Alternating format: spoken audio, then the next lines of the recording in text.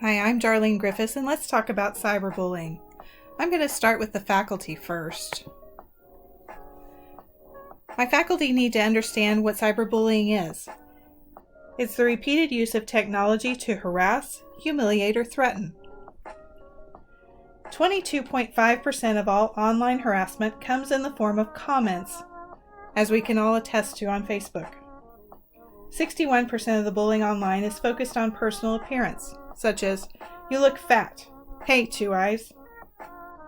56% of online harassment victims reported that they had been harassed on Facebook. 26% of victims reported having suicidal thoughts. And girls are more likely than boys to be both victims and perpetrators. With the popularity of cell phones, many more children and young adults have become victims of cyberbullying. Girls tend to call names. Boys attack other boys and accuse them of being gay. Over 12% of the LGBT youth reported being cyberbullied. And did you know that Instagram is the most common platform for cyberbullying? 1 in 5 young people have not come to school due to cyberbullying and the fear of violence. So what can we do as a faculty and staff? Be a trusted adult and build those relationships with our students. Teach online safety. Help students build empathy and understanding, and equip students with strategies to reject digital abuse. What legal action can be taken? Offenders can face criminal and civil charges for cyberbullying. Criminal could include acts of hate or bias. Civil misbehaviors could be defamation of character. Courts have supported schools when cyberbullying occurs, such as when it substantially disrupts learning, interferes with the educational process, is done on school-owned technology, or threatens other students. So staff, what can we do? We need to involve all parties because the bully has hid behind a screen.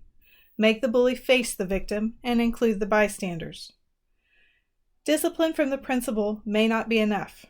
Teachers, you may need to ensure the bullying stops, especially in the classroom, and the targeted person is safe. So now let's change gears. The next part is for my students who are teenagers. Cyberbullying is defined as bullying by use of any electronic communication device through means including, but not limited to, email, instant messaging, text messages, blogs, mobile phones, pagers, online games, and websites. So how can you stop cyberbullying?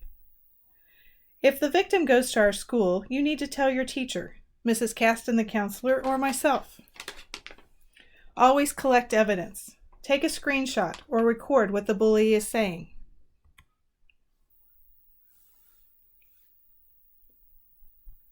Talk to a trusted adult, whether it's a parent, a teacher, coach, etc.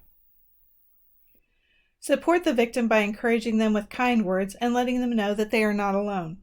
Most importantly, don't join in. So what can the victim do? Block the bullies. Unfriend them. Watch for perpetrators in your online games. They seem friendly at first, but then they can turn on you. Avoid social media platforms where people are cruel, and follow the golden rule.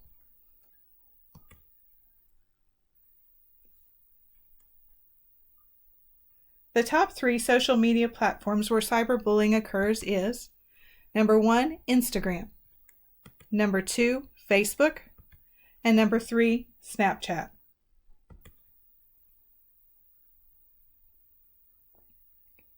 Remember to use social apps responsibly. Thank you for your time.